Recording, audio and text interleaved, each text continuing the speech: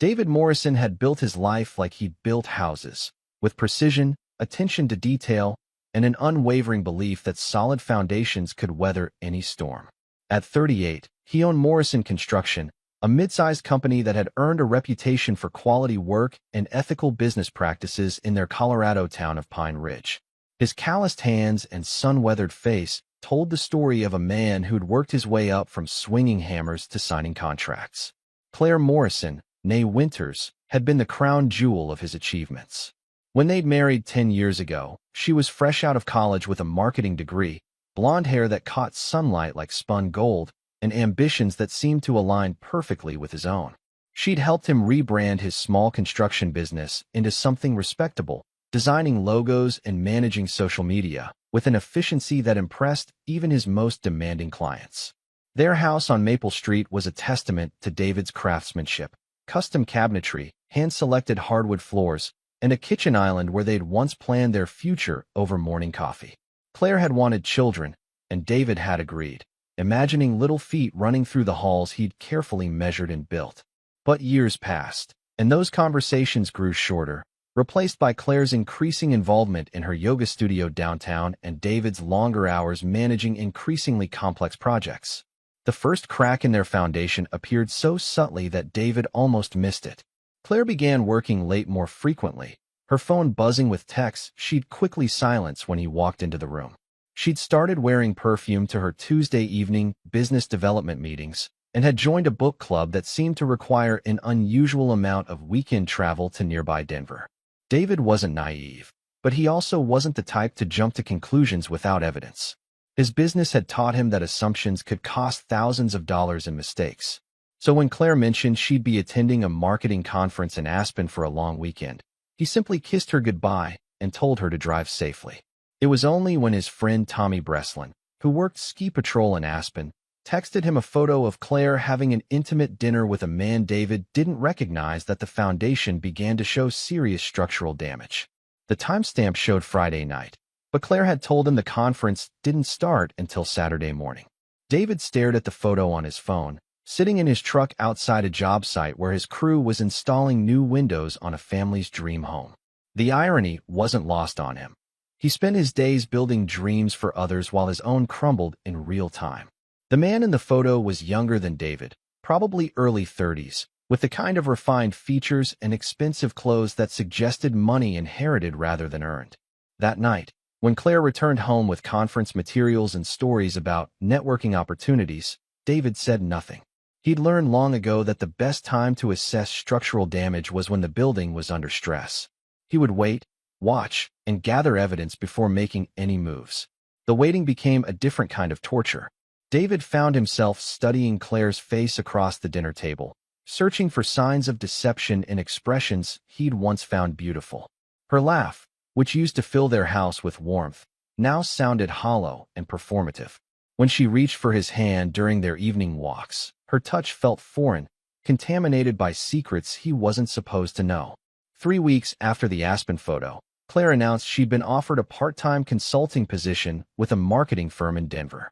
The position would require her to travel frequently and work irregular hours, but the money was excellent, and it would give her the career advancement she'd been craving. "It's exactly what I've been working toward," she said, her eyes bright with an enthusiasm David hadn't seen in months. Ryan Kellerman, the senior partner, saw my work with the yoga studio and was impressed. "This could be the start of something really significant for me." Ryan Kellerman. David filed the name away carefully, adding it to the growing collection of evidence he was building in his mind. He congratulated Claire, told her he was proud of her ambition, and began planning his own next moves. Chapter 2. The Other Man. David's investigation into Ryan Kellerman revealed a man who collected beautiful things the way some people collected stamps. At 34, Ryan had inherited his late father's boutique marketing firm, Kellerman and Associates, along with a trust fund that allowed him to live in a downtown Denver penthouse and drive cars that cost more than most people's houses. Through social media and professional networks, David learned that Ryan specialized in lifestyle brands and had a particular talent for working with small business owners, usually attractive women who needed guidance scaling their vision. His client list read like a roster of potential victims. yoga studio owners, boutique shop proprietors, artisanal food producers, and wellness coaches. What David found most revealing was Ryan's pattern. Through careful examination of archived social media posts and local business publications, he discovered that Ryan's consulting relationships typically lasted between 6 months to 2 years, always ending when the women either sold their businesses or when their personal relationships imploded. The man was a professional homewrecker, using his inherited wealth and business acumen to prey on women seeking professional validation. Claire fit the pattern perfectly. She was married to a blue-collar man who, despite his success, would always be seen as beneath Ryan's social class. She ran a small business that could benefit from marketing expertise. Most importantly, she had the kind of restless ambition that Ryan could exploit by offering her glimpses of a life she'd never be able to afford on David's income alone. David began his own surveillance carefully. He purchased a small, discreet camera system and had Tommy help him track Claire's movements during her supposed work trips. What he discovered was a methodical affair being conducted in expensive hotels, upscale restaurants, and Ryan's penthouse apartment. Claire wasn't just cheating. She was auditioning for a different life entirely. The evidence mounted week by week. Photos of Claire's car parked outside Ryan's building overnight. Credit card statements showing charges at restaurants David had never heard of. Text message fragments he could glimpse when Claire left her phone unattended, filled with inside jokes and intimacies that had once belonged to their marriage.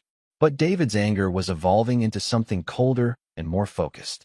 Each piece of evidence didn't just reveal Claire's betrayal. It showed him the calculated nature of Ryan's predatory behavior. This wasn't a crime of passion or a momentary lapse in judgment. This was a systematic destruction of David's life for another man's entertainment. The breaking point came when David discovered that Claire had been taking photos inside their house and sharing them with Ryan. Not explicit photos, but carefully curated shots of their home's custom details. The kitchen David had designed, the bedroom furniture he'd built by hand, the garden they'd planned together. She was literally selling their private life to impress her lover, turning their sacred spaces into performance art for Ryan's amusement. That night, David sat in his workshop behind the house, surrounded by tools he'd collected over 2 decades of building things meant to last.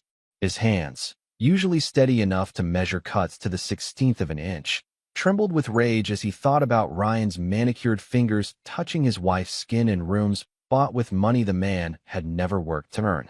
David had always believed in justice through proper channels, courts, lawyers, civilized resolution of disputes. But as he sat there, he realized that the legal system was designed to handle crimes against property and person, not the systematic destruction of a man's life through legal manipulation and emotional warfare. If Claire and Ryan wanted to play games with his life, David would teach them what it meant to compete against someone who understood that some foundations, once cracked, could never be repaired, only demolished and replaced with something stronger. Chapter 3. Thanksgiving Revelations. The Winters family Thanksgiving had always been a command performance. Claire's parents, Robert and Patricia Winters, hosted the annual gathering in their sprawling suburban home, complete with formal dining room, crystal stemware, and enough family politics to fuel a minor war. David had endured 9 previous Thanksgivings, gradually learning to navigate the subtle class warfare that simmered beneath the surface of polite conversation. This year felt different from the moment they arrived. Claire's demeanor shifted as soon as they pulled into her parents' driveway, her posture straightening and her voice taking on the refined tone she'd cultivated in college. She treated David less like a husband and more like an obligation she was required to bring along. The guest list included the usual suspects: Claire's older brother Michael and his wife Jennifer, along with their twin teenage daughters, her younger sister Amy with her husband Scott and their toddler son, and Claire's cousin Rachel with her husband Greg, a financial advisor who'd recently inherited his own practice. David noticed immediately that the conversation flowed around him rather than including him. When Michael asked about his construction business, Claire answered for him, emphasizing how David was keeping busy with local projects, while she discussed her exciting new consulting work. When Patricia inquired about their travel plans, Claire mentioned her business trips but framed David's absence as him holding down the fort rather than acknowledging they were living increasingly separate lives. The afternoon progressed with David feeling like a bit player in his own marriage's public performance. Claire laughed at jokes that weren't funny, engaged in conversations about people he'd never met, and consistently positioned herself physically closer to other family members than to him. It was as if she was practicing being single while still technically married. The defining moment came during dinner preparation. David had offered to help in the kitchen, partly out of genuine desire to be useful and partly to escape the living room conversations about real estate investments and vacation properties that highlighted his blue-collar status. He was carving the turkey when he overheard Claire's voice from the adjacent dining room, where she was setting the table with Rachel. "Honestly, Ratch, sometimes I feel like I'm basically single anyway," Claire was saying, her voice carrying the casual cruelty that comes with perceived privacy. "David's sweet, but he's so limited. He helps with the bills and maintains the house, but there's no intellectual stimulation, no real partnership in building something bigger." David's hand tightened on the carving knife as Rachel responded, "But he seems devoted to you. Isn't that worth something?" Claire's laugh was light and dismissive. "Devoted like a dog is devoted. It's not the same thing as being with someone who challenges you, who opens doors to new possibilities. I've been working with this marketing consultant in Denver, Ryan, and the difference in our conversations is like night and day. When I'm with him, I remember what it feels like to be intellectually alive." "Are you saying what I think you're saying?" Rachel's voice dropped to a whisper, but David's enhanced alertness caught every word. "I'm saying I'm exploring my options," Claire replied. "David's a good man, but good isn't enough anymore.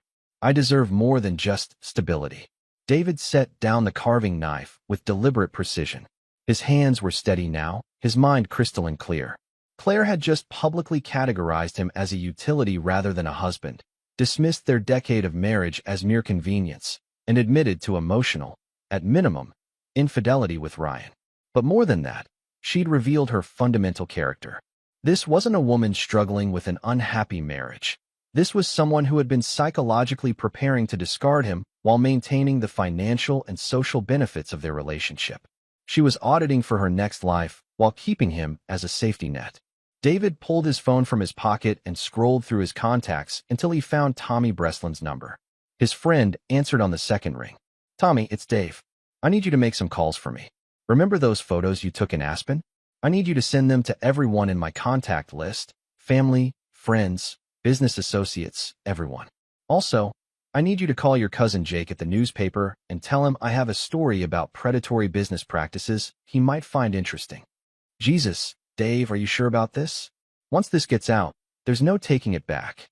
David looked through the kitchen doorway at his wife, who was continuing her conversation with Rachel, completely unaware that her husband's world had just shifted on its axis. She was gesturing animatedly, probably describing more details about her exciting new life possibilities. "Tommy, for 10 years I've been the foundation holding up someone else's dreams. I'm done being structural support for people who see me as disposable. Send everything. Tonight." "You got it, buddy. And Dave, for what it's worth, you deserve better than this." David ended the call and slipped his phone back into his pocket. He returned to carving the turkey, working with the same methodical precision he brought to all his projects. By the time he'd finished arranging the meat on the serving platter, Claire's phone had begun buzzing with notifications.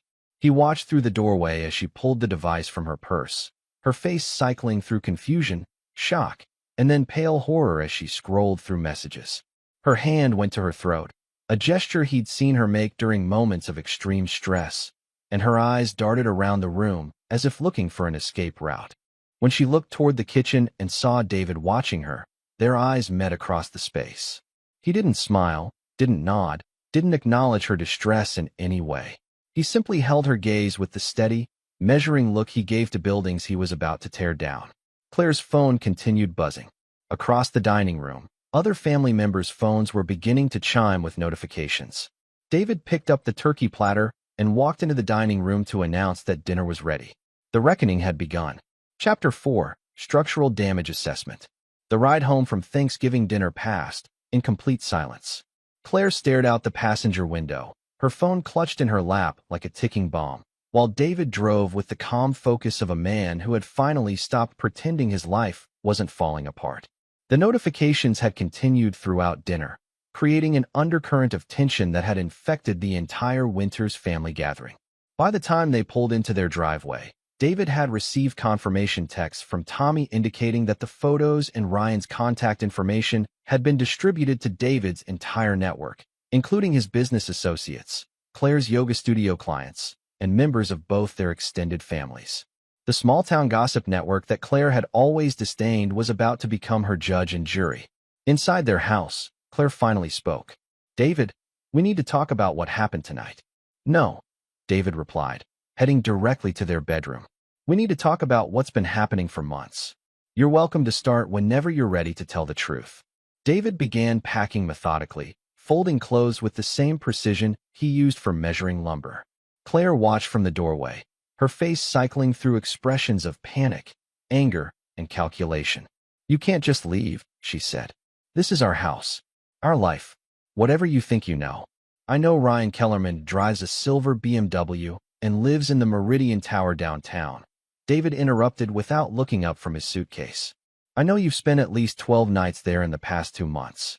I know you've been taking photos of our house to share with him. I know you think I'm intellectually inferior and that you're exploring your options while using me as a safety net." Claire's face went white. "You were listening to a private conversation.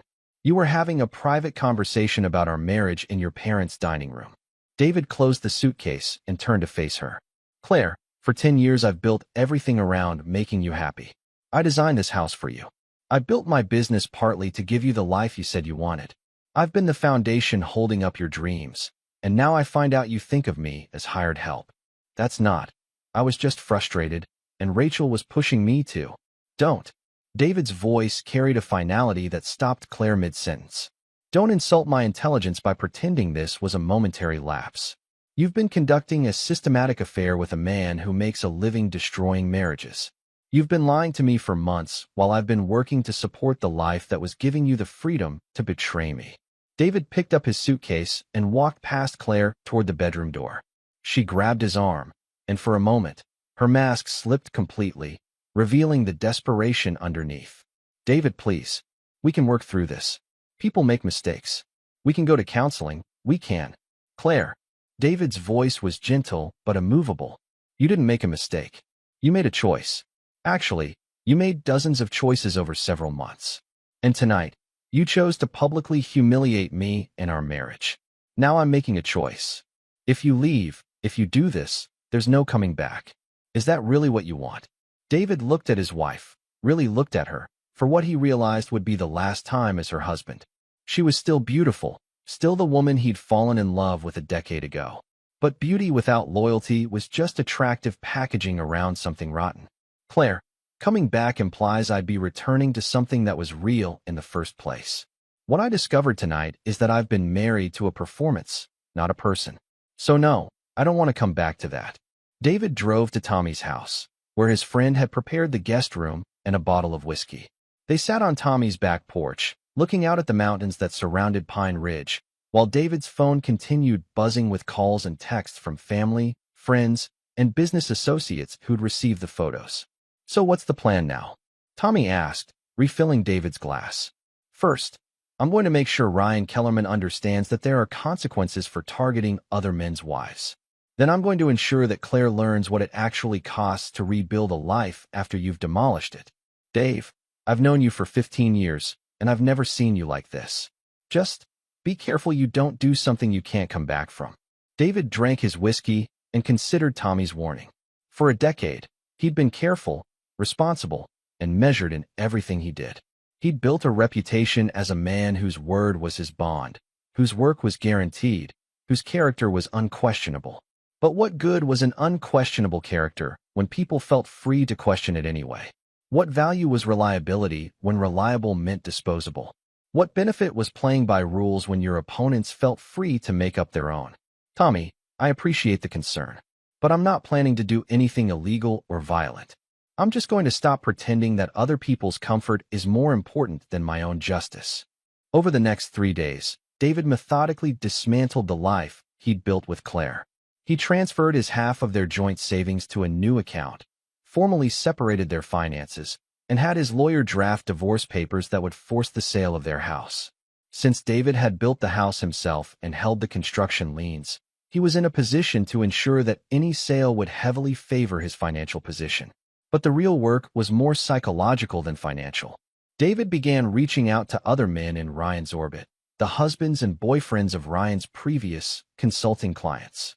What he discovered was a network of men who'd all experienced variations of the same systematic destruction of their relationships. Chapter 5. Building the Coalition. David's investigation into Ryan Kellerman's history revealed a pattern so consistent it resembled a business model. Over the past 6 years, Ryan had targeted at least 8 women who owned small businesses, offering marketing consultation that inevitably led to emotional and physical affairs. In each case, the woman's existing relationship ended within 6 to 18 months, often leaving the man financially and emotionally devastated while Ryan moved on to his next target. David's first ally was Marcus Webb, whose wife had divorced him 2 years earlier after a consulting relationship with Ryan ended their 15-year marriage. Marcus had lost his house, his business partnership, and custody of his 2 children when his ex-wife decided to pursue her authentic self in Denver's wellness community. The bastard has a system, Marcus explained over coffee at a diner outside town. He targets women who are smart but undervalued in their relationships. He offers them intellectual stimulation, professional advancement, and access to a lifestyle they couldn't afford otherwise. By the time they realize he's not offering them a future, just temporary access to his world, they've already blown up their real lives. The second ally was Travis Reed, whose fiancée had broken their engagement after becoming professionally involved with Ryan's marketing firm. Travis had discovered that Ryan's standard practice was to create dependency by offering business opportunities that required the women to travel frequently, attend expensive networking events, and gradually separate from their support systems. It's psychological warfare, Travis said. He makes them feel like their current lives are small and limiting, then provides a taste of something bigger. But he never commits to anything permanent. Once they've destroyed their existing relationships for him, he lets them figure out that he was never going to leave his bachelor lifestyle for them. The third member of David's informal coalition was Dr. Alan Foster, whose wife had left their 22-year marriage after Ryan convinced her to franchise her therapy practice. Alan had lost his house, his retirement savings, and his relationship with his teenage daughter when his ex-wife chose to start over in Denver rather than repair their stagnant marriage. The cruelest part, Alan explained, is that he makes them believe they're choosing empowerment over limitation. They think they're growing as people when they're actually just being manipulated by someone who understands their vulnerabilities better than they do. David realized that Ryan's true skill wasn't marketing, it was psychological profiling. He identified women who felt underappreciated or intellectually unfulfilled in their current relationships, then provided just enough validation and opportunity to make their existing lives feel inadequate by comparison. But Ryan had made a crucial mistake with Claire. He'd underestimated David's capacity for strategic thinking and his access to resources. Unlike Ryan's previous target's partners, David owned his own business, had extensive local connections, and possessed the kind of practical skills that could be weaponized with devastating effectiveness.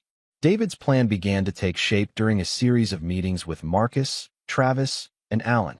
They would target Ryan's business and social connections systematically, using their combined knowledge of his patterns and their local influence to create consequences that extended far beyond mere embarrassment. Marcus, who worked in commercial real estate, had access to information about Ryan's business leases and property investments. Travis, a former journalist, had contacts in Denver's media community who might be interested in a story about predatory business practices. Alan, despite his divorce, maintained relationships with other mental health professionals who could speak to the psychological manipulation involved in Ryan's system. "We're not just going after him for what he did to us," David explained to the group. "We're going after him for what he's going to do to the next guy, and the guy after that. This isn't revenge, it's pest control." David's first move was to have Marcus arrange a meeting with Ryan under the pretense of discussing a potential real estate investment opportunity. The goal was to confirm Ryan's current business situation and identify vulnerabilities that could be exploited legally and effectively. The meeting was scheduled for the following week at Ryan's office. David would attend as Marcus's construction consultant, giving him an opportunity to assess Ryan's operation firsthand and gather intelligence for the larger campaign. But David had also made a decision that his allies didn't know about yet. Ryan Kellerman wasn't going to be his only target. Claire had made her choice, and now she was going to learn what it truly cost to discard a man who'd spent his life building things meant to last, including his capacity for strategic, patient, and utterly ruthless justice. Chapter 6. The Trap Begins to Close. Ryan Kellerman's office occupied the entire 15th floor of a downtown Denver high-rise, with floor-to-ceiling windows overlooking the Rocky Mountains and furnishings that screamed expensive minimalism. David had dressed the part of a successful contractor for the meeting: clean jeans, pressed shirt, and boots that looked professional rather than work-worn. Ryan greeted Marcus and David with the kind of confident handshake that came from a lifetime of knowing that money could buy access to almost anything. He was exactly what David had expected: tall, lean, with features that belonged in a magazine advertisement for luxury watches or European cars. His smile was practiced, his eye contact calculated, and his entire demeanor radiated the casual arrogance of inherited privilege. "Marcus tells me you're looking at expanding into commercial development," Ryan said, settling behind a desk that probably cost more than most people's cars. "I've got some interesting opportunities that might align with your skill set." David played his role perfectly, asking the right questions about potential projects while mentally cataloging everything he observed.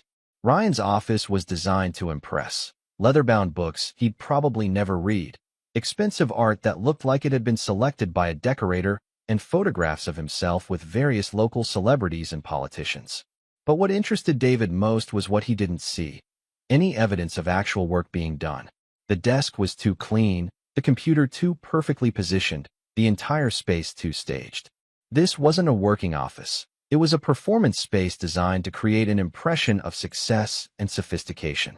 During their conversation, Ryan mentioned his marketing work almost casually, as if it were a side interest rather than his primary business. He spoke about helping small business owners realize their potential and creating growth strategies for emerging brands. The language was carefully neutral, designed to sound professional while revealing nothing specific about his methods or client base. When Marcus asked about specific success stories, Ryan's answers became vague and self-congratulatory. He spoke about transformative relationships with female entrepreneurs and helping women break through limiting mindsets about their potential. To someone who didn't know better, it would sound like legitimate business consulting. To David, it sounded like a predator describing his hunting strategy. The meeting concluded with Ryan offering to send Marcus some materials about potential investment opportunities. As they rode the elevator down to the parking garage, Marcus turned to David with a grim expression.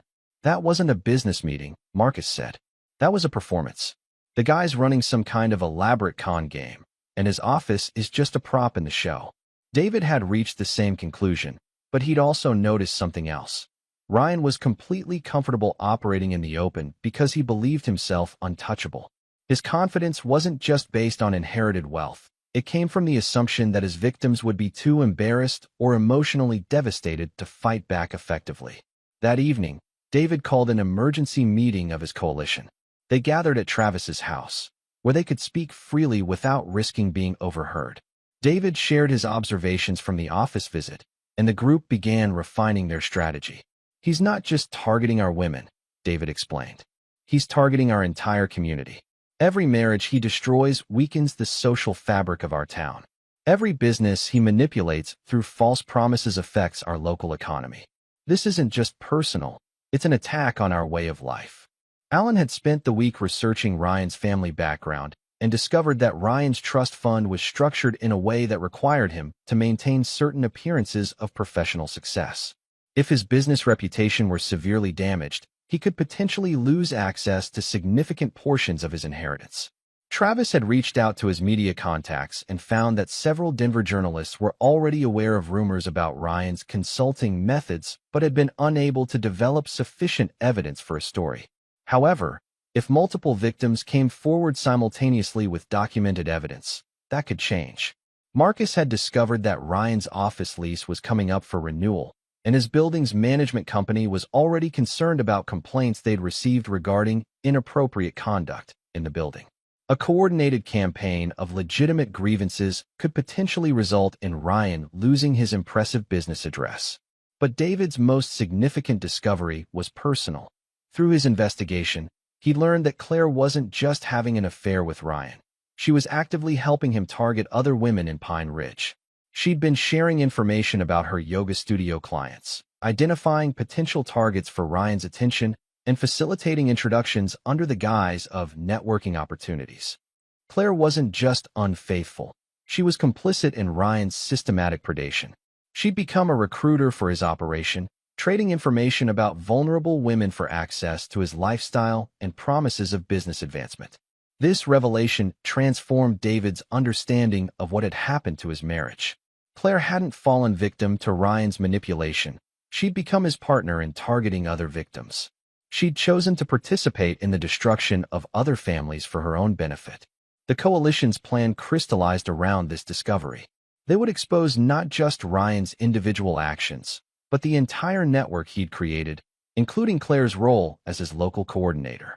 The goal wasn't just to stop him from targeting future victims. It was to ensure that everyone who'd participated in or enabled his operation faced consequences proportional to their choices. David's phone buzzed with a text from Claire. "We need to talk. This has gone far enough. People are calling the studio asking questions. Please call me." David showed the message to his allies, who all agreed it was likely an attempt to negotiate or manipulate him into backing down. They decided to ignore it and proceed with their plan. "Tomorrow, we start making calls," David announced. "By the end of the week, everyone in Pine Ridge is going to know exactly what Ryan Kellerman and his local associates have been doing to our community." "And after that?" Travis asked. David's smile was the kind that contractors wore when they were about to demolish a structure that had been condemned beyond repair. "After that, we see how well they handle living in the kind of ruins they've been leaving behind for other people." Chapter 7. The campaign begins. Monday morning brought the first phase of what David privately thought of as Project Foundation, the systematic demolition of Ryan Kellerman's operation and everyone who'd enabled it. The coalition had divided responsibilities based on their individual strengths and connections, creating a coordinated assault that would be impossible to defend against or dismiss as the actions of one angry husband. Travis led the media campaign, reaching out to his contacts at Denver newspapers, local television stations, and regional magazines. His pitch was simple and compelling. A story about predatory business practices targeting small-town women, complete with documented evidence and multiple victims willing to go on record. By noon, 3 journalists had expressed serious interest in investigating Ryan's consulting business. Marcus focused on the business community, using his real estate connections to quietly inform other professionals about Ryan's methods. His approach was more subtle, casual mentions during client meetings, strategic questions during networking events, and carefully placed comments that encouraged people to ask their own questions about Ryan's reputation. Allen took responsibility for the therapeutic community, reaching out to other mental health professionals in the region to discuss the psychological manipulation involved in Ryan's system. His clinical perspective gave weight to their allegations and helped frame Ryan's behavior as a form of systematic emotional abuse rather than mere infidelity. David coordinated the overall campaign while focusing on his own target, Claire. She'd sent him 6 increasingly desperate text messages since Sunday, each one revealing more about her growing panic as questions about her involvement began circulating through Pine Ridge's tight-knit community. The yoga studio had received calls from concerned clients asking about Claire's business relationship with that marketing consultant from Denver. Several women had canceled their memberships after learning that Claire had been sharing information about studio clients with Ryan. The local newspaper had left voicemails asking for comments about allegations of inappropriate business practices. By Tuesday evening, Claire was ready to talk. She called David from her car. Parked outside the yoga studio, she was no longer certain she could afford to keep open. "David, please. This is destroying everything I've worked for. People are saying terrible things about me, and none of it is true. I never meant for anyone to get hurt." "Claire, what specifically isn't true?" David asked, his voice calm and clinical. "That you've been having an affair with Ryan Kellerman? That you've been sharing client information with him? That you helped him identify potential targets in our community?" "It wasn't like that." You don't understand what it's like to feel trapped in a life that's too small for who you want to become. Ryan offered me opportunities to grow, to become more than just a small-town housewife running a yoga studio. So you decided to help him destroy other people's marriages? I never intended for that to happen. I thought I was just networking, making connections. I didn't know what he was really doing until it was too late to stop. David felt a familiar anger rising, but he kept his voice level. Claire, you knew exactly what you were doing. You were trading information about vulnerable women for access to Ryan's lifestyle. You were recruiting victims for him while lying to me about your own involvement. That's not. Claire, stop lying. Even now, when your entire life is falling apart because of choices you made, you're still trying to manipulate the situation. You're not a victim here. You're a collaborator who got caught. The line went quiet for several seconds before Claire spoke again, her voice smaller and more desperate than David had ever heard it. What do you want from me? What will it take for you to stop this? I don't want anything from you, Claire. This isn't a negotiation. These are consequences. You participated in systematically destroying other people's lives, and now you get to experience what that feels like. David, I know you're angry, but this is beyond angry. This is cruel. You're ruining my life over a mistake. No, Claire, I'm not ruining your life. I'm revealing what you've already done to it. The life you think I'm destroying was never real anyway. It was just a performance you were giving while you planned to discard me for something better. Wednesday brought escalation. The first television story aired during the evening news, featuring interviews with Marcus and Travis about predatory marketing practices targeting rural women. While the story was careful to avoid naming specific individuals, it provided enough detail for local viewers to draw their own conclusions. Claire's yoga studio received a visit from a reporter asking about her business relationship with Denver marketing firms. 3 more clients canceled their memberships, and 2 of her instructors asked about finding alternative employment.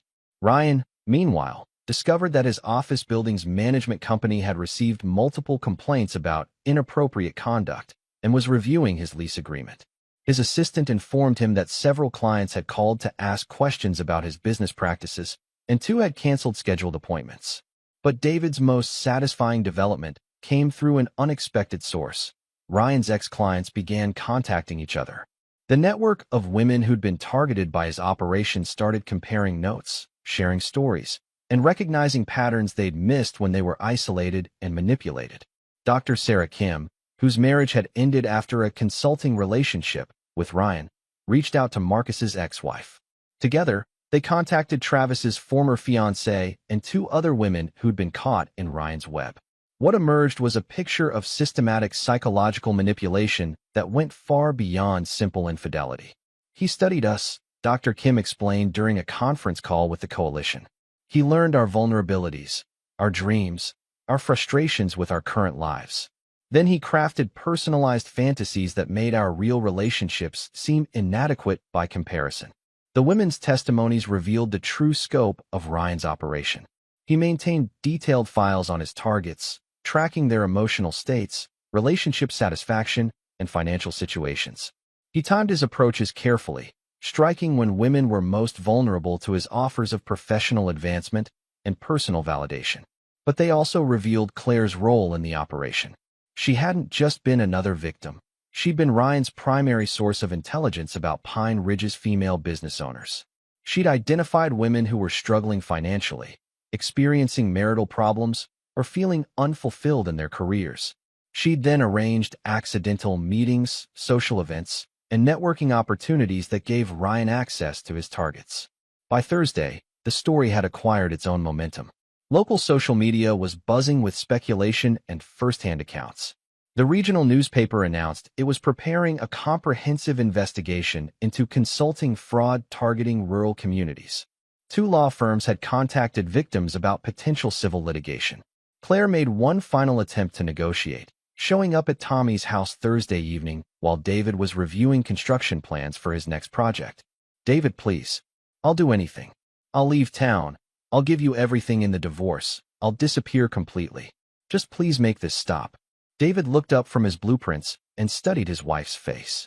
She was still beautiful, but the confidence and vitality that had first attracted him were gone, replaced by the hollow desperation of someone who'd finally run out of lies to tell. Claire, there's nothing to stop. This isn't something I'm doing to you anymore. This is just what happens when the truth comes out about what you've been doing to other people. But you could tell people to stop asking questions. You could say you've forgiven me, that we're working things out. Why would I do that? Because you love me. Because we had 10 good years together. Because everyone deserves a second chance. David carefully rolled up his blueprints and looked at Claire with the same expression he wore when examining buildings that were too damaged to repair. Claire, 10 years ago, I would have moved mountains to protect you from consequences like this. But that was when I thought you were the kind of person who deserved protection. Now I know you're the kind of person other people need protection from. So this is it. You're just going to destroy me and walk away. No, Claire. I'm going to finish what I started and build something better. You destroyed yourself. I'm just making sure everyone can see the damage clearly. Chapter 8. The Reckoning Accelerates. Friday morning brought news that changed everything. Ryan Kellerman had been arrested for fraud.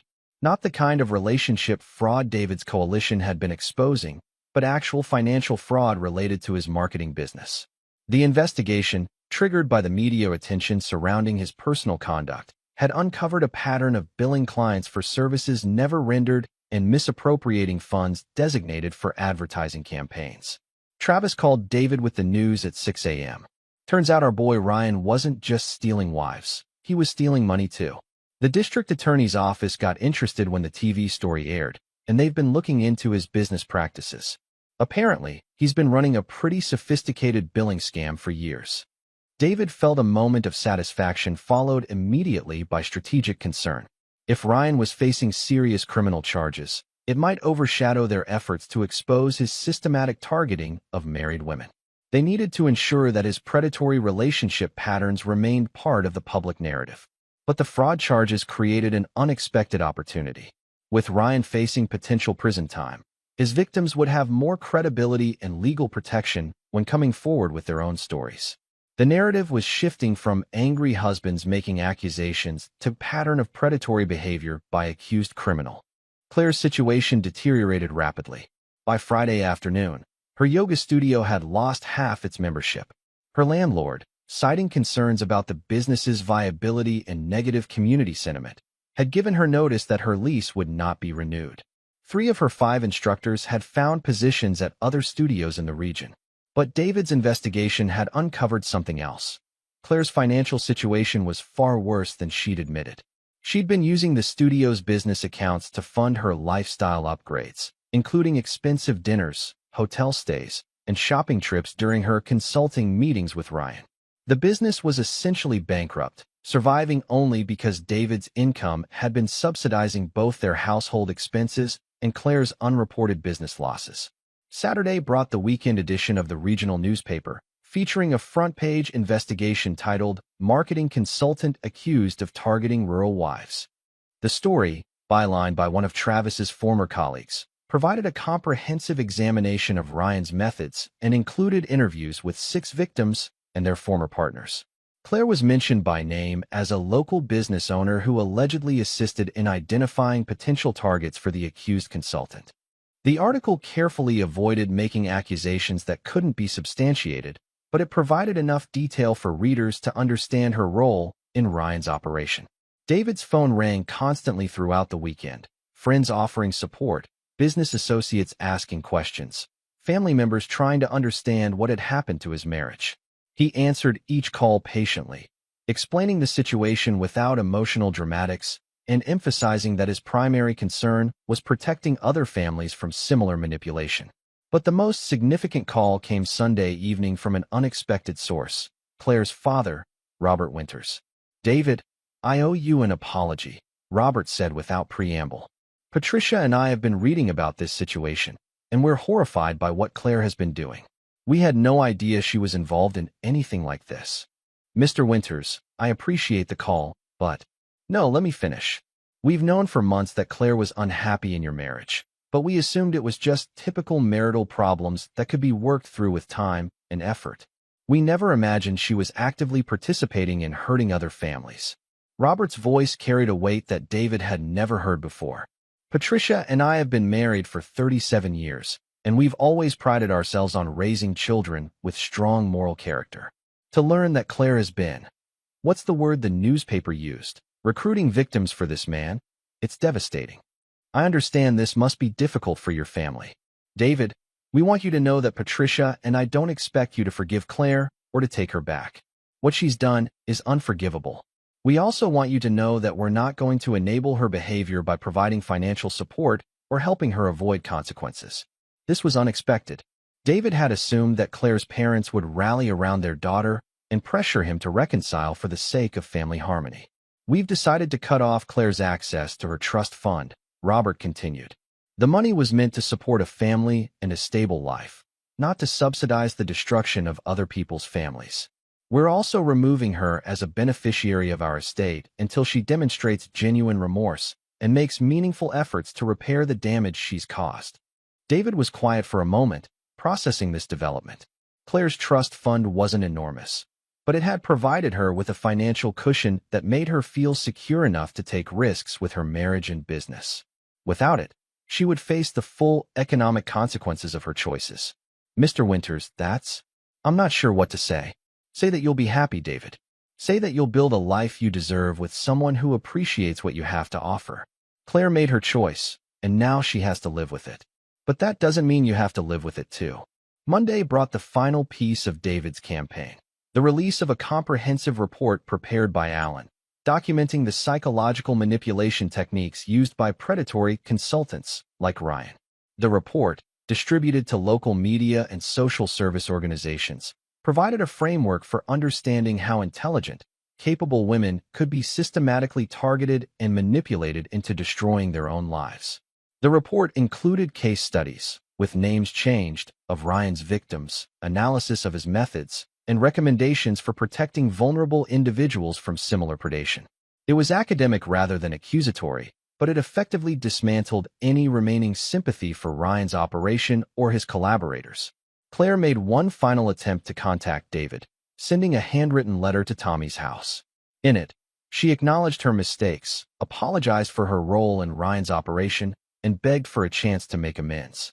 She admitted that she'd been swept up in a fantasy and had lost sight of her values and responsibilities. David read the letter twice, then handed it to Tommy without comment. "You're not even going to respond?" Tommy asked. "What would be the point? She's apologizing because she got caught, and because she's facing consequences. If I hadn't discovered what she was doing, she'd still be doing it.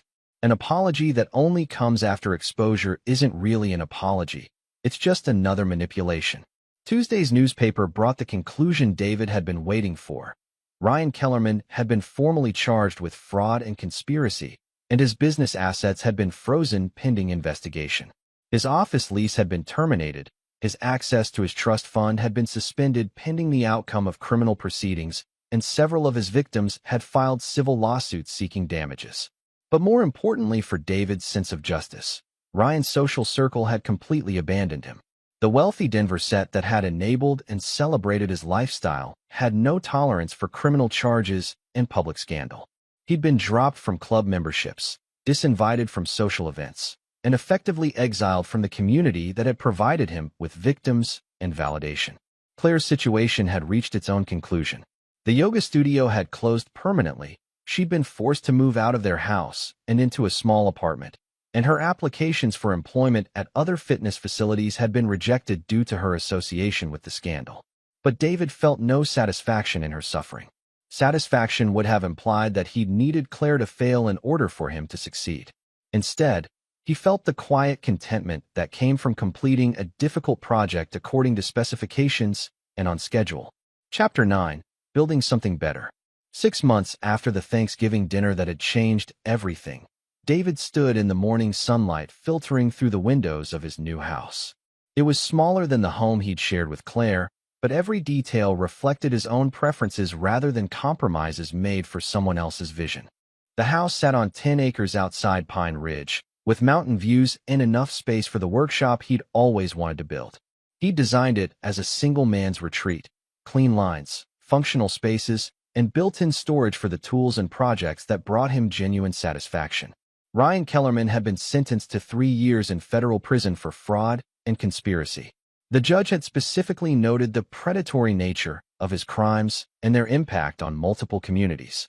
His assets had been liquidated to pay restitution to his victims, leaving him facing bankruptcy and complete social exile upon his eventual release.